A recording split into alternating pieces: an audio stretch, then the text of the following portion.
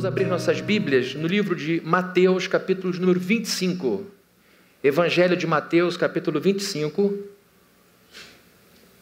Nós vamos ler do verso 14 ao 30. Evangelho escrito pelo apóstolo Mateus, capítulo de número 25, verso 14. Diz assim a Bíblia, pode acompanhar com a gente também aqui no vídeo wall. E também será como um homem que, ao sair de viagem, chamou seus servos e confiou-lhes os seus bens. A um deu 5 talentos, a outro 2 e a outro 1. A cada um de acordo com a sua capacidade. Em seguida partiu de viagem. O que havia recebido 5 talentos, saiu imediatamente, aplicou-os e ganhou mais 5. Também o que tinha 2 talentos, ganhou mais 2. Mas o que tinha recebido 1 talento, saiu, cavou um buraco no chão e escondeu o dinheiro do seu senhor. Depois de muito tempo, o senhor daqueles servos voltou e acertou contas com eles. O que tinha recebido 5 talentos, trouxe os outros 5 e disse: o senhor me confiou 5 talentos. Veja, eu ganhei mais 5. O senhor respondeu: muito bem, servo bom e fiel. Você foi fiel no pouco e eu o porei sobre o muito. Venha e participe da alegria de seu senhor. Veio também o que tinha recebido 2 talentos e disse: o senhor me confiou 2 talentos. Veja, eu ganhei mais 2. O servo respondeu: muito bem, servo bom e fiel. Você foi fiel no pouco e eu o porei sobre o muito. Venha e participe da alegria do seu senhor. Por fim veio o que tinha recebido 1 talento e disse: eu sabia que o senhor é um homem severo, que colhe onde não plantou e junta onde não semeou. Por isso tive medo, saí e escondi o seu talento no chão. Veja, aqui está o que lhe pertence. O senhor respondeu: servo mau e negligente, você sabia que eu colho onde não plantei e junto onde não semeei? Então você deveria ter confiado meu dinheiro aos banqueiros, para que quando eu voltasse eu recebesse de volta com juros. Tirem o talento dele e entreguem-no ao que tem 10, pois a quem tem, mais será dado, e terá em grande quantidade. Mas a quem não tem, até o que tem lhe será tirado. E lancem fora o servo inútil, nas trevas, onde haverá choro e ranger de dentes. Vamos orar. Senhor, Tua palavra não erra, Tua palavra é pura, Tua palavra é santa. Que ela nos invada hoje, que ela explore o profundo do nosso ser, que a Tua palavra venha com muita força ao nosso encontro e que o Senhor use toda essa estrutura, o pregador, todas as memórias ao longo da semana, todas as conversas tidas no último mês, todos os encontros, entre aspas, casuais, que a gente agora possa juntar tudo e dizer: faz sentido, Deus estava falando comigo. Que em nome do Senhor Jesus, todos sejam tocados nesse momento. E que agora, durante a palavra, nossos corações sejam voltados para Ti, totalmente voltados para Ti. Que o Senhor abençoe a todos nós, a nós aqui e os nossos filhos aqui embaixo, para que sejamos uma unidade de busca do Senhor. Em nome de Jesus nós oramos. Amém. Queridos, há alguns anos atrás, há quase 10 anos atrás, um desenho de um italiano do século XVI, chamado Rafael Sanzio, um renascentista, foi vendido, esse desenho, por 83 milhões de reais. Vejam, não é um quadro dele, era um esboço de uma pintura que ele fez num dos afrescos do Vaticano, a pedido do Papa Júlio II. Esse renascentista tinha um talento incrível, as pinturas eram muito valiosas, e ele então fez um esboço antes de subir e pintar, e esse esboço, esse rabisco, foi vendido por 83 milhões de reais. Daria para a gente construir o nosso prédio aqui e sobrar um pouco. Sob a influência dos ideais humanistas, o Renascimento floresceu na Europa Ocidental, de modo especial na Itália, na cidade de Florença. E esse movimento foi incrivelmente importante e influenciou a literatura, a arquitetura, a arte, a ciência. E esse movimento renascentista nos deu de presente pessoas muito talentosas. Pessoas muito talentosas surgiram em reação a esse tempo esse renascentismo? Leonardo da Vinci, Galileu Galilei, Michelangelo, Nicolau Maquiavel, um outro pensador político, Thomas More, que escreveu Utopia, muito importante, Miguel de Cervantes na literatura com Don Quixote, Luís de Camões, William Shakespeare, e um homem muito importante também para a reforma protestante foi Erasmo de Roterdã, que teve uma influência muito grande sobre a vida de Lutero e também sobre a vida de João Calvino. E nós todos fomos beneficiados por esses homens, talvez não em alguma área, mas em outras. Com certeza fomos abençoados por Erasmo de Roterdã, que ajudou a modelar inclusive os costumes e usos civilizados da Europa. Existem escritos de pesquisadores do comportamento social que mostram como Erasmo de Roterdã ajudou a regular coisas do tipo não cuspir no chão, não suar o nariz na rua. Tem gente que ainda não aprendeu isso ainda hoje. Pessoas que não deveriam comer de qualquer forma. Então você vê a influência desses homens no processo civilizatório do nosso mundo. Essas pessoas multiplicaram talentos. Essas pessoas enriqueceram a humanidade a partir de seus talentos. E o texto que nós lemos aqui mostra como Deus enxerga a humanidade. Deus enxerga a humanidade como um grupo de gente talentosa. A Bíblia fala de 3 servos. A Bíblia fala de um senhor que tinha 3 funcionários, por assim dizer, e todos os 3 tinham capacidade. E dessa maneira a gente percebe que dos 3, não apenas 2 tinham talentos, mas os 3 tinham. Então, quando a gente olha para essa passagem, a gente de início já nota como Deus enxerga este mundo. Um mundo capacitado com talentos, um mundo de pessoas talentosas. O problema é que quando a gente fala de pessoa talentosa, a gente pensa no ator, na atriz, a gente pensa no jogador de futebol, naquele que faz, aos olhos de todos, performances, aqueles que atuam de maneira performática muito impressionante. Então vamos nos colocando num outro lugar, no lugar de pessoas sem talento, quando na verdade a Bíblia diz que todos nós temos algum talento, pelo menos um. A gente sabe que é muito mais do que isso. Olhando para essa passagem aqui, nós aprendemos coisas muito importantes a respeito da maneira como Deus enxerga essas pessoas talentosas, o que Deus espera de todos nós, pessoas talentosas. Existem muitas lições e eu vou destacar apenas uma, e a partir dela a gente vai pensar um pouco nesse texto e no tema do talento. A lição de hoje a respeito dos talentos é essa simples. O que a gente aprende de modo inicial aqui é que Deus nos concede talentos para que sejam bem utilizados. Deus nos concede talentos para que eles sejam muito bem utilizados. Veja comigo os versos de número 16 e 17. O que havia recebido 5 talentos saiu imediatamente, aplicou-os e ganhou mais 5. Também o que tinha 2 talentos ganhou mais 2. Deus espera, então, da humanidade, que a humanidade multiplique os talentos que recebeu. Deus espera esta multiplicação e a Bíblia ainda fala, no verso de número 15, que Deus tem o cuidado de esperar de cada pessoa o que cada pessoa pode dar. Deus espera de cada um resultados reais, plausíveis. Vejam o verso de número 15. A um deu 5 talentos, a outro 2 e a outro 1. A cada um de acordo com a sua capacidade. Em seguida partiu de viagem. Não há nenhum demérito naquele que recebeu só 1. A Bíblia simplesmente está fazendo distinção de distribuição de talentos. E essa distribuição de talentos é feita de maneira responsável. Tanto é que o resultado é o esperado. Da pessoa que podia dar mais 5 deu, da que podia dar 2 deu mais 2. E a surpresa foi aquele que recebeu o menor dos trabalhos, a função menos desgastante. Mesmo assim, aos nossos olhos, mesmo que possa ser uma coisa pequena, para aquela pessoa era algo talvez desafiador. Mas a verdade é que, de acordo com o resultado, com a palavra do Senhor, ele não fez o que se esperava que fosse feito. Então, queridos, a Bíblia nos diz que Deus não apenas entrega talentos, não apenas espera que multipliquemos os talentos, mas a Bíblia espera que a gente faça ciente de que Deus sabe da nossa capacidade. Existem pessoas que usam seus talentos para o bem ou para o mal.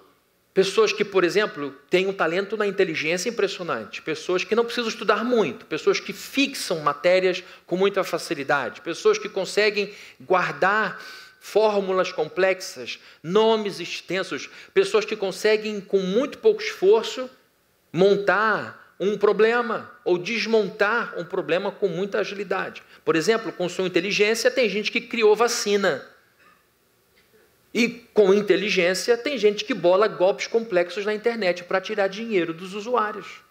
Pessoas que dão trabalho à Polícia Federal, à Polícia Civil.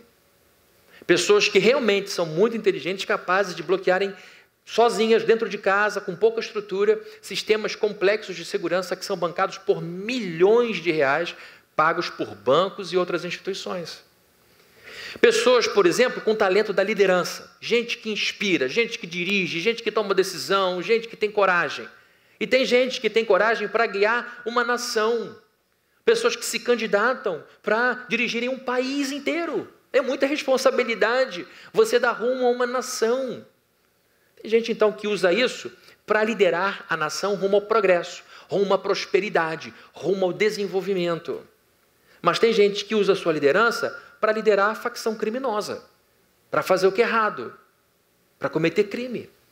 Tem gente que recebeu de Deus habilidade manual, gente que sabe fazer muita coisa, gente que é muito jeitosa, pessoas que têm uma habilidade manual incrível, capazes de fazerem, por exemplo, cirurgias super complexas no cérebro de uma pessoa. Um neurocirurgião, uma neurocirurgiã com uma capacidade impressionante de usar os equipamentos com tamanha precisão que ele consegue estipar o mal numa área tão frágil, tão melindrosa como o cérebro. E há pessoas que têm uma imensa habilidade manual que, ao invés de fazerem o bem, se tornam, por exemplo, armeiros do tráfico de drogas. Homens que fizeram curso na polícia, homens que fizeram curso no exército, na marinha, na aeronáutica, e que se tornaram armeiros e que hoje ganham muito dinheiro cuidando das armas, dos fuzis, das pistolas e granadas dos narcotraficantes. A questão importante aqui é essa. A gente pode multiplicar o nosso talento. A gente deve multiplicar o nosso talento. Agora, para que lado a gente deve pender? Para que direção a gente está encaminhando a vida? Veja, por exemplo, se em sua vida, seus talentos estão a serviço do bem da família ou a serviço de você mesmo. Uma família é um pequeno sistema. E quando eu digo família, eu não estou colocando cunhado, primo de segundo grau e aquele tio que vem emprestado com a sua tia. Essa família macro, não. Eu estou falando da família nuclear. Daquela família que está debaixo do mesmo teto, ainda que mora no mesmo CEP. Ali é preciso que se entenda que é um trabalho conjunto, um sistema que funciona com um propósito comum. E a família vai bem quando cada parte do sistema resolve operar para o bem de todo o sistema. Seus talentos.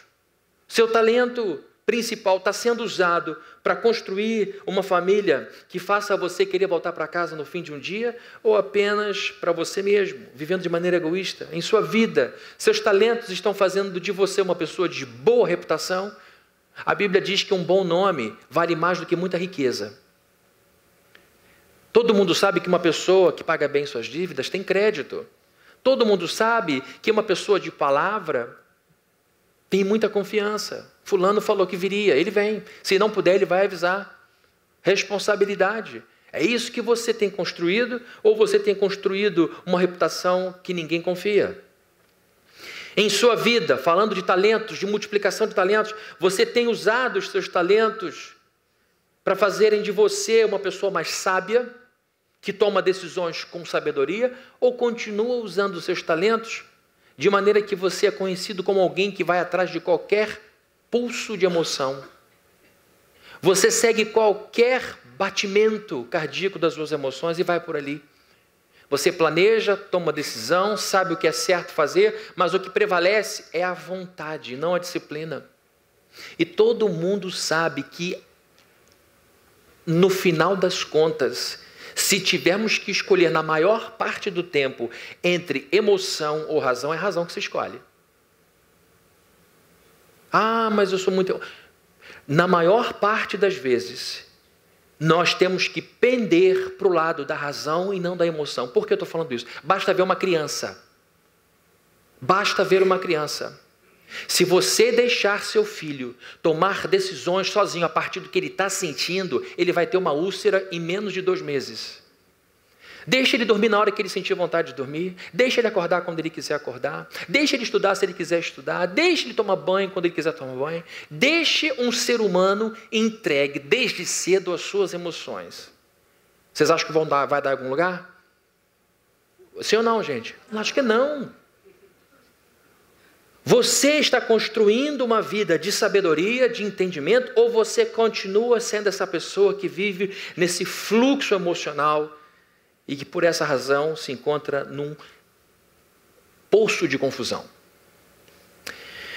A Bíblia diz que o senhor desses empregados conhecia a capacidade de cada um. Deu 5 para um, 2 para outro e 1 para outro. Cada um era de um jeito. Cada um tinha uma capacidade, não tinha ninguém incapaz aqui.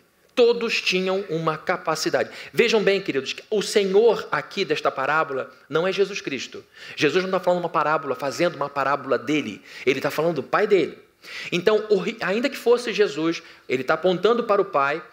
Ele diz que no final, estes que foram corretos e multiplicaram seus bens, receberam prêmio. O outro que não fez o que era correto, que se esperava, recebeu punição. Tanto a recompensa quanto a punição são dadas por um Deus que conhece a justiça como nenhum de nós. Então, a dureza da sentença desse sujeito que não multiplicou nada, parte de um coração justo como o coração de Deus.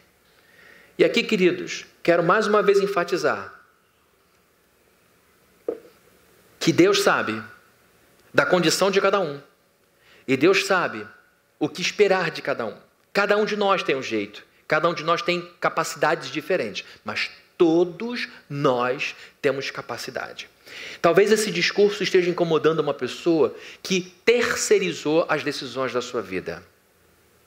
E que esteja muito incomodado com isso, porque o seu discurso sempre foi: por mais que eu me esforce, eu não consigo mudar as coisas. E eu desisti de lutar há muitos anos atrás, porque eu fiz, dei tudo o que eu podia dar e no final recebi isto como resposta. E então você vai vivendo a partir do que os outros te dão. Vai dirigindo a sua vida a partir da visão do outro. E o pior, você não gosta disso. Você reclama. Deixa eu te mostrar aqui um gráfico que o Lincoln vai projetar lá. Esse gráfico muito simples eu aprendi há muitos anos atrás, lendo um livro de um sujeito muito importante que morreu há pouco tempo, em 2012, Stephen Covey. Ele escreveu vários livros de desenvolvimento pessoal, foi um grande consultor de líderes, de presidentes de empresas, de presidentes de nações. Foi um homem muito importante, ele era, se eu não me engano, um mormon, e tinha uma vida muito disciplinada, e ele escreveu vários livros de desenvolvimento. E o que me marcou, o livro dele que me marcou, foi um dos primeiros livros de desenvolvimento, vou voltar aqui, foi um dos primeiros livros de desenvolvimento pessoal que eu li, que teve um grande resultado na minha vida. Foi Os 7 Hábitos das Pessoas Altamente Eficazes. Esse livro foi escrito em 1989, então ele é um precursor desse movimento de desenvolvimento pessoal, muito celebrado em recursos humanos para o pessoal que trabalha nessas áreas. Ele diz o seguinte: o que é a nossa vida? A nossa vida é mais ou menos essa equação simples aqui. Os estímulos que nós não controlamos, que vêm de fora, quem somos, e quem somos pode-se ler também filtros que a gente usa, lentes que a gente usa para enxergar a vida, e o resultado disso é a reação de cada um de nós. Então a gente está aqui, a vida nos estimula de várias formas, esses estímulos são processados em nossa mente, são interpretados por quem somos, por aquela pessoa que nós criamos, que foi criada dentro de um contexto qualquer, que vive dentro de um ambiente, e o que o mundo recebe é a resposta dessa soma. Estímulo, mas o que está dentro de mim é igual ao que eu dou para o mundo. O que o Covey fala é que nós somos responsáveis por fortalecer ou por modificar o ambiente em que nos encontramos. Então ele diz que quem somos determina o jeito como nós reagimos. A maneira como a gente reage determina o tipo de vida que a gente tem. Gente, a gente é muito menos vítima do que a gente imagina. A gente fala do país que é ruim, a gente fala da economia, a gente fala das conjunturas macro, a gente sabe que é evidente que isso tem um impacto em nossa vida, mas nós não podemos dar a esses estímulos a capacidade de determinarem o que nós seremos ou como nós agiremos. Não acredito em determinismo social, não acredito em determinismo biológico, não acredito em determinismo espiritual nem emocional. Essas coisas influenciam, mas o que determina realmente é o que a gente escolhe fazer com esse negócio. É quem a gente decide ser, é quem a gente decide ser a cada dia. Então a maneira como você reage, a maneira como eu reajo, a maneira como a gente responde aos estímulos, vai determinar o tipo de vida que nós temos. Nossa vida nada mais é do que uma imensa quantidade de reações. Uma imensa quantidade de reações. Todos nós sempre reagimos. Os grandes mestres renascentistas, esses que eu citei aqui, foram pessoas que reagiram ao seu contexto, ao seu entorno. Foi um despertamento, foi um retorno, inclusive, às origens clássicas do grego. O próprio movimento da Reforma Protestante foi um movimento de retorno às fontes, porque o renascentismo era um movimento de retorno às fontes da cultura grega, da filosofia grega, dos pensadores gregos. E quando os reformadores entenderam esse espírito do tempo, eles fizeram o quê? Ao invés de estudarmos os nossos teólogos apenas do momento, vamos ver como os pais da igreja estudavam, como eles interpretavam os alunos de Paulo, os alunos de Timóteo, os alunos desses apóstolos e ajudantes de apóstolos, como eles atuaram. Então o retorno às fontes era uma característica. Ou seja, todo mundo estava sendo influenciado pelo seu momento, mas nem todo mundo se transformou em gênio, nem todo mundo usou seus talentos para enriquecer a humanidade. Houve gente que reagiu mal, houve gente que reagiu com indiferença, desperdiçando a vida, jogando tudo fora. Mas houve gente que pegou o que tinha, aquilo que estava ao seu alcance, e foi fazendo testes, foi aprimorando, foi seguindo a intuição, gente que foi seguindo um caminho e que gerou esculturas espetaculares, estudos incríveis, músicas maravilhosas, literatura de altíssima qualidade, pensamento político que está atuando até hoje. Eles reagiram ao seu tempo e entregaram o seu melhor. E, gente, esses mestres renascentistas não tinham os antibióticos que nós temos hoje. Eu estava conversando com um membro aqui da igreja que é aluno de medicina, e a gente estava lavando a mão ali no banheiro, um lugar bom para bater um papo, a gente se encontrou ali, e eu falei para ele, isso aqui salvou milhões de vidas, né? Ele falou, é verdade. Muita gente morria porque os médicos atuavam com falta de higiene. Uma coisa simples como lavar as mãos. Esses grandes mestres renascentistas não possuíam os antibióticos que nós temos hoje, não moravam nas casas confortáveis com ar-condicionado em que você escolhe a temperatura, como nos dias de hoje. Eles não tinham os celulares que agilizam a vida, como nos dias de hoje. Eles não tinham os notebooks, portabilidade maravilhosa, eles não tinham tanta informação. Nós temos crianças hoje com 10 anos de idade que têm mais conhecimento que o imperador romano. É incrível, não é, gente? A quantidade de informação que nós temos hoje é impressionante. Os aviões, eu nunca me canso de ver a beleza de um avião. Eu nunca me canso de me impressionar quando eu estou dentro de um avião. Eu falei, meu Deus, que invenção gloriosa. Eles não tinham nada disso. E mesmo com recursos super limitados, eles marcaram para sempre a história. O livro de Nicolau Maquiavel, O Príncipe, até hoje é lido e estudado em ciências sociais. Mesmo tendo pouco, reagiram com o que tinham e transformaram a história. Leonardo da Vinci, Michelangelo, eles marcaram a história. Pessoas viajam, cruzam oceanos, enfrentam filas, desconforto para verem o que eles fizeram. Obras que não tem nem como precificar, de tão valiosas que são. E hoje, com muito mais recurso, como você tem reagido aos estímulos da vida? Com muito mais recursos, como você tem reagido aos estímulos da vida? Pode deixar aqui, por favor, Lincoln, a projeção. A vida te cercou de um jeito, te encurralou de uma forma, que ela está te provocando, que ela tem te sufocado. Qual tem sido a sua resposta? Você tem reagido a esses estímulos com educação ou ignorância? Porque lembrem, a tua reação determina a maneira como você vai viver no seu entorno. A tua reação não vai provavelmente bater lá nos Estados Unidos da América. Não estou vendo aqui alguém que tem essa influência, posso estar cego para isso. Mas nenhum de nós aqui tem uma vida de tamanha influência em que sua reação vai bater lá na China. O mercado reagiu à fala do Fabrini hoje, o dólar subiu, a bolsa caiu. Eu não estou nesse nível ainda. Fabrini 2022. Estou fora. O que eu quero dizer é que a tua resposta, se for ruim, vai cair ao alcance da tua mão. E é você que vai pegar isso. Se a tua resposta for de ignorância, é em meio à ignorância que você vai viver. Porque a ignorância sua vai bater no outro que vai te responder com ignorância, e aí você vai viver. Eu vivo num lugar de gente ignorante. Olhando para como a vida tem te cercado, talvez com estímulos muito ruins, como você tem reagido?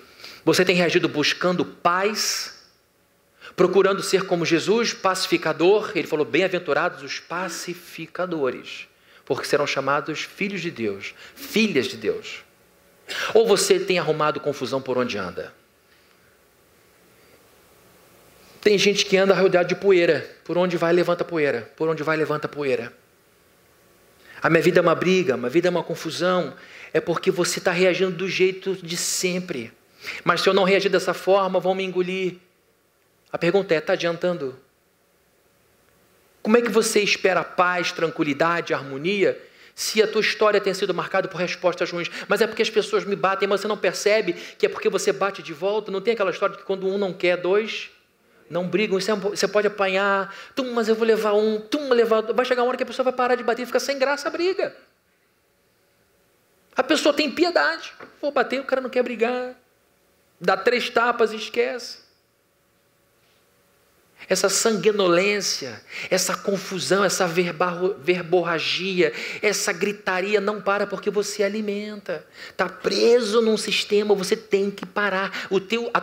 Você não tem como controlar isso aqui, os estímulos. Mas você tem como controlar isso daqui e isso daqui. Diante dos estímulos que você vem recebendo, você tem procurado encorajar, inspirar as pessoas que estão ao seu lado, ou você continua quebrando o espírito das pessoas? Eu recebo notícia ruim, eu não sou valorizado, não sou valorizada, logo eu não vou valorizar ninguém, eu vou apontar as fraquezas porque eu gosto de realidade. Eu olho para o mundo e digo, o mundo não é brincadeira, o mundo não é lugar de criança, o mundo não é playground, então você vai ser assim, aprenda logo desde cedo, ninguém dá nada de mão beijada. E teu filho com 5 anos de idade, com controle de PlayStation na mão, vendo você todo dia falar isso. O mundo é difícil, o mundo é uma selva, o mundo só tem gente ruim, o mundo isso. Eu sei, mas no mundo não tem só isso não, o mundo tem gente boa, no mundo tem gente feliz, mas eu sou realista, eu também sou realista. Não estou falando de um mundo ideal, estou falando do mundo real. No mundo real tem gente boa, gente que abre porta, gente que ajuda, gente que diz, não estou com medo do seu sucesso não, vamos subir juntos. Tem espaço para todo mundo. Confio em Deus, vai ter grama para mim e para você, não vai faltar pasto. Tem gente que esconde tudo? Tem. Tem gente gananciosa? Tem, mas no mundo não é só deles não. Lembra, o mundo no qual você vai viver é o mundo das tuas reações. Mas na minha empresa é assim. Ninguém respeita ninguém. Então sai dessa empresa. E quem vai me sustentar? Então você vai ter que lidar com esse negócio. O que dói mais? Lidar com gente ruim ou lidar com uma mudança? Ah, eu prefiro ficar com gente ruim. Então tá, então não reclama. Agora, se estiver ruim demais, muda. Já vi aqui dentista dizendo, não quero mais ser dentista, eu quero ser funcionário público. Foi para lá. Se arriscou. Já vi funcionário público dizendo, chega, é muita segurança, mas é um teto pequeno, quero mais. Largou e sim, envolveu num empreendimento de aventura. O que não dá é a lamúria o tempo todo, a reclamação o tempo todo. Ação, como você está reagindo. Está aí o mundo te apertando. Está o mundo que a gente sabe que não é fácil, te estimulando, batendo em quem você é. Como você tem reagido? Sendo generoso ou agindo com mais mesquinhez? A Bíblia diz que aquele que dá de beber será descedentado. A Bíblia está fazendo uma promessa, que quem mata a sede do outro será descedentado. A Bíblia diz que aquele que planta muito, colhe muito. A Bíblia diz que o liberal ganha mais e mais. Se você acredita que a lei da semeadura é uma verdade, é assim que você tem que viver. Agora, se você está vendo que ninguém te dá nada de mão beijada e por isso você também vai ser assim o tempo todo, essa é uma reação que vai gerar em sua vida um entorno de gente mesquinha. O cara vai controlar o seu copinho de café. Ele vai reclamar quando você trocar o pneu do teu carro. Que história é essa? Trocou o pneu? Era só não dirigir em dia de chuva que ele não ia derrapar, ué. Vão controlar tudo, tudo. É bom viver com gente assim? Horrível.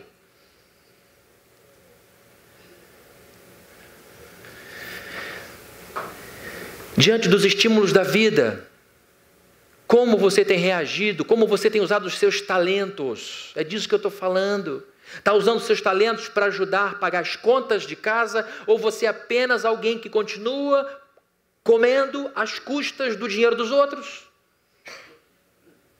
Cadê o compartilhamento? Você pode dizer o seguinte, gente, chegou a hora de eu ajudar. Onde eu posso ajudar? De que maneira eu posso contribuir? Deixa essa conta comigo. Pai, deixa que eu pago a minha gasolina. Já fiz 52 anos, deixa que eu resolvo isso. Já está na hora. É a filha dizer, mãe, deixa que eu pago a minha academia. Mesmo que seus pais não precisem, sabe por quê? Porque você precisa chamar a responsabilidade para a sua vida. Porque vai chegar uma hora que você vai dizer, não, deixa que eu cuido do meu filho. Não é dar para o papai e para a mamãe para cuidar. Eu vi uma cena horrível no jornal. Mãe e pai levando um cachorro na coleira e a babá empurrando o carrinho. Que absurdo! Mulheres jovens que preferem deixar o seu filho no braço de uma estranha ao invés de segurar o seu filho. Uma cabeça ainda escravocrata, em que Senhor não carregava nada e hoje não carrega nem filho.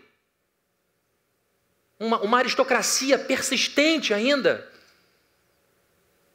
Ao ponto que a gente chegou, um cachorrinho, acho que era um beagle, sendo levado pelo casal e a criança sendo empurrada no carrinho pela babá. Nada contra a babá. O problema é quando a gente terceiriza isso. Por isso que eu estou dizendo, chama logo a responsabilidade, vai ganhando responsabilidade, você nunca perde quando quer crescer, quando quer sentir o peso das coisas. E se você tem um pai consciente, uma mãe consciente, esse pai e essa mãe não vão deixar você segurar um peso insuportável. Não, meu filho, eu estou vendo, mas dá demais. Segura então metade da academia. Só isso. Não, quero que você estude, não precisa trabalhar agora não. Mas trabalha em casa, arruma as coisas aqui e tal. Se o pai perceber que está demais, ele vai segurar. Diante dos estímulos da vida, quem você é, como você tem reagido, tem buscado aprender com os seus erros ou está se afogando no coitadismo? Para com essa história de dizer, a vida foi ruim para mim, foi tudo difícil, não consigo sair daqui. Ao invés de sair disso, eu sou um derrotado, a culpa é toda minha. Olha para mim. Para de pensar em culpa e pensa em aprendizado. Para de pensar em culpa e pensa em aprendizado. O que eu aprendi com esta situação? E aí, a partir dessa perspectiva, ao invés de ficar afundado em culpa, você vai partir para o próximo passo. Diante dos estímulos da vida, que às vezes são muito duros com a gente, como é que você tem reagido? Você tem nutrido amor no coração procurado ver o melhor das pessoas, ou você cedeu ao cinismo e à indiferença, dizendo ninguém presta? Ninguém presta. Como você tem reagido à vida? Você busca ser gentil com todo mundo ou cede à grosseria e então é assim com todos? Você é proativo? Se antecipa? Ou você se entregou à preguiça? A Bíblia diz que o preguiçoso deseja e não consegue ter nada. A Bíblia diz que o preguiçoso, a preguiçosa, é como a porta que vai de um lado para o outro, mas não sai do lugar. Já viram isso? A Bíblia não é maravilhosa, gente? Preguiçoso. 1 ano, 2 anos, 3 anos, mas não fez isso. Não fez isso. A Bíblia diz que muitas vezes a pobreza é fruto da negligência. A gente sabe que às vezes a pobreza é fruto de injustiça, de corrupção, com certeza. Você é proativo? É assim que você reage? Ou você é preguiçoso, preguiçosa, ideias mirabolantes? Você é preguiçoso, a casa está caindo aos pedaços, mas você tem cada ideia brilhante. Se eu tivesse na presidência da República, plá, cai um pedaço do teto. A cama toda desenrolada, estou enrolado, o travesseiro na sala. Eu teria feito minhoca subindo na parede lá. Algo diferente. Diante dos estímulos da vida, você tem assumido-a com bravura. Com bravura, fui largada sozinha, o sujeito me largou. Esse aqui tinha 2 anos, aquela ali tinha 3. Era uma mulher que mal sabia pagar uma conta, não tinha noção de nada. Mas eu fui para a rua, trabalhei, corri atrás, e hoje está na faculdade, aquela ali casou, esse está bem. É com bravura ou com covardia? Com medo? Como é que você tem reagido aos estímulos da vida? Sendo responsável com seu filho ou deixando que ele se vire sozinho? A gente tem muito mais que os nossos mestres renascentistas tiveram. O que eu quero nessa manhã, gente, é incentivar todo mundo aqui, incluindo a mim mesmo, a nós todos sermos pessoas responsáveis para com a vida que recebeu. Esse negócio não vai se repetir. Ah, mas vai acabar tudo mesmo, para que eu vou fazer alguma coisa? Vamos imaginar que você tenha mais 15 anos de vida. É assim que você quer ver mais 15 anos? Não adianta nada, esse fatalismo. Entra no niilismo total. Nada faz sentido. Nada debaixo do céu tem sentido. Nada existe. Então a vida... É bom viver assim? O que eu quero é que a gente olhe para um texto como esse e diga: Deus espera que eu trabalhe, Deus espera que eu me desenvolva, Deus espera que eu cresça, Deus espera que eu multiplique. E não fique você que recebeu 1, que é para transformar isso em mais 1, esperando ter resultado de 5, porque não é isso que Deus está esperando de você. E eu não tenho como dizer se você foi chamado para dobrar 5, dobrar 10 ou dobrar 20 ou dobrar 2. Eu não tenho essa capacidade, mas você sabe quando tem má vontade no seu coração. Você sabe quando a preguiça bate. Você sabe que poderia ter dado um gás maior, mas você sabe também dizer com honestidade: eu fiz o que eu pude. No dia de hoje, eu fiz o que eu pude. Eu fiz o meu melhor. Eu não respondi com grosseria, eu não me acomodei, eu não fiquei preso no coitadismo, eu lutei, eu fui, eu falei o que eu consegui falar, eu dei o que eu podia dar, eu conversei o que eu podia conversar. E assim você termina o seu dia em paz com a sua consciência e com o seu Deus. E vocês vão ver que o milagre vai acontecer, queridos.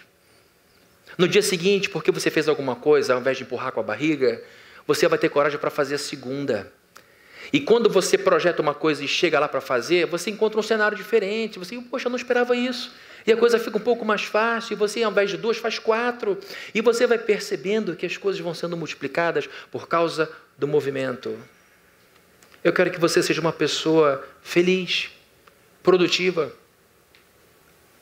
que celebre cada vitória. Gente, é celebrar a vitória mesmo. Gente, eu estava numa situação difícil. Eu estava com 4 meses de condomínio atrasado, estou só com 2. Louvado seja Deus, você já diminuiu esse negócio. Tem que celebrar. Tem que celebrar esse negócio. Eu estava no cheque especial, não sei quantos R$1.000. Doeu tua úlcera? Desculpa, foi sem intenção. Está diminuindo. está diminuindo, vai chegar uma hora que vai ficar no 0 a 0 e você vai ter alegria de ver esse negócio virando de outra forma. Eu quero que você enriqueça a sua família, quero que você enriqueça a cidade. E, queridos, terminando, você jura a resposta ridícula que o sujeito que não fez nada? Sabendo que o senhor... Chegou lá todo mundo, olha, chegou o dia da conferência. A mesa está aqui, o senhor... 5. E vem o 5, o nome dele era 5. 5, chega aqui, pois não, 05, vamos então militarizar esse negócio. Cadê o que eu te dei? O senhor está aqui e mais outros 5 que eu conquistei. Uau, que coisa extraordinária. Vem para a festa, recompensa. Para a minha festa, para a festa do seu senhor. Você não tem obrigação, você não tem direito de entrar, eu estou te convidando. Céu, vamos lá. 02, ele veio, chegou. Cadê o que eu te dei? Aqui, senhor, os seus 2 e mais 2. Uau! Essa gente trabalha na XP? Falei, não trabalha na XP. Não, muito bom. E vem o outro, todo orgulhoso. 01, e vem o 01. Põe. No grego está põe. Ele olha e diz, o que é isso? O que o senhor me deu. E isso deu em quê? Olha, tá aí, eu preservei o que o senhor me deu, não desperdicei nada. Peraí. Não foi com essa expectativa que eu te entreguei. Ah, peraí. Sabendo que o senhor é o quê? Quem lembra? Severo. Sabe qual é a palavra grega para severo? Scleros.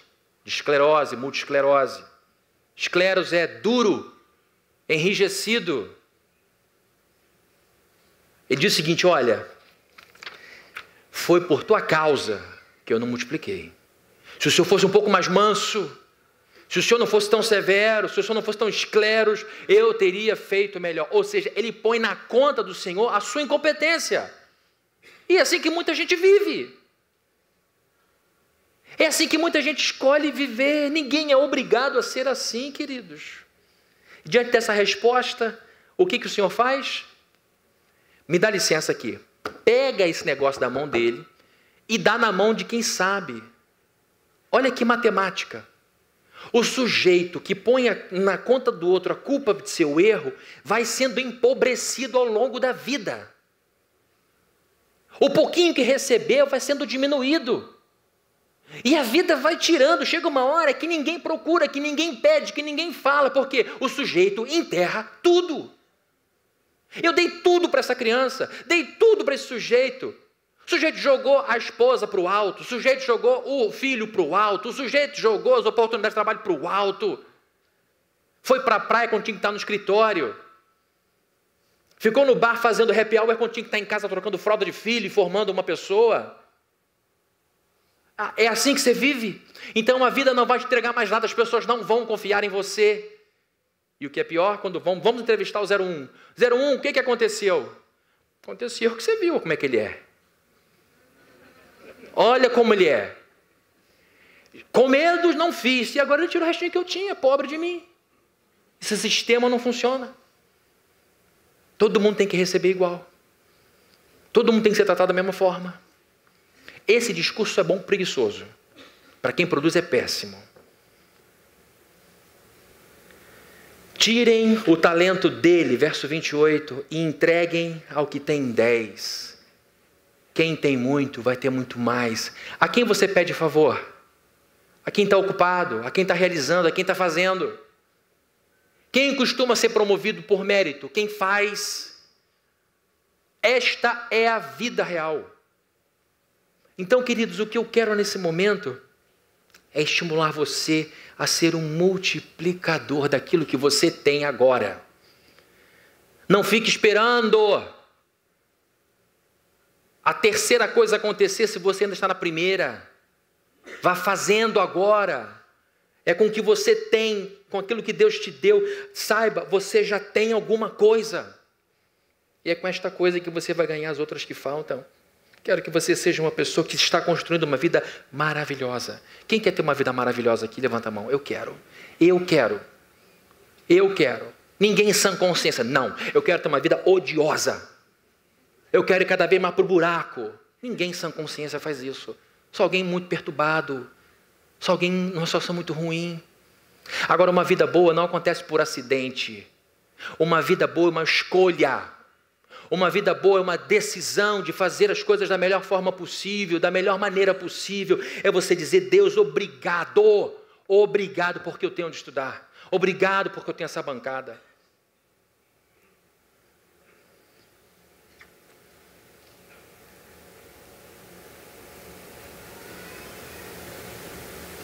Tem que fazer com o que tem na mão. Estou terminando aqui. Tem que fazer com o que tem na mão. Eu me lembro que quando eu estava na minha penúria lá de adolescência, não tinha dinheiro para nada e queria estudar. Raros momentos. Teve momentos que eu queria estudar na adolescência. Depois que eu me converti, eu ganhei gosto por estudo. Mas antes era uma luta. E eu queria uma mesa para estudar. Não tinha lugar para estudar. Não tinha mesa na minha casa. Não tinha escrivaninha. E eu sonhava com uma escrivaninha. Pobre de Fabrini. Queridos, eu tinha uma mesa de botão. Falei, vai ser ela mesmo. Montei uma mesa de botão de um lado com uma cadeira, do outro lado levantando com uma mais baixa, equilibrando com a almofada, calculando o nível de fofabilidade da almofada para ver se ela ia amassar ou não. E aí preparei tudo, falei, mas falta uma luz aqui. Tinha um resto de luminária que alguém deixou lá, não sei quem, que só era uma lâmpada solta de 60 watts. O negócio esquentava igual o sol do meu lado. Eu lembro que eu estudei o que eu pude, fiquei bronzeado pelo lado direito. Mas eu queria estudar. E estudei.